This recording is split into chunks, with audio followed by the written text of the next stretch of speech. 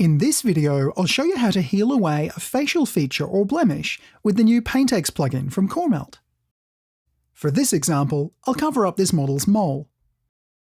While it's possible to use the clone tool to remove features like this, there are times when it can be difficult to find a source area to copy from, perhaps because the lighting changes through the clip, and that's when the heal tool is most useful. Start by finding C2 PaintX in Effects, then drag the Tracked Paint effect to a clip in the timeline.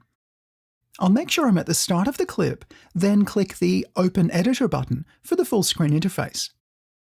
I'll also zoom in to 200% to see the mole more clearly. Choosing the Heal tool here, I'll set the brush size to be pretty small.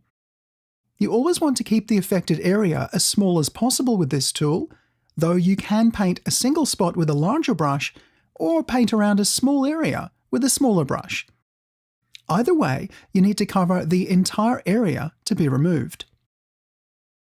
Now that it's covered, I'll track forward and make sure it remains covered throughout the clip.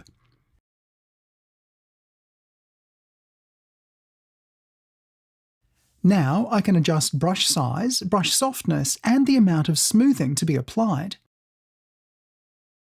Dragging the playhead back and forward lets me see how this looks throughout the clip. Now I'll zoom right in on this area to show it in detail.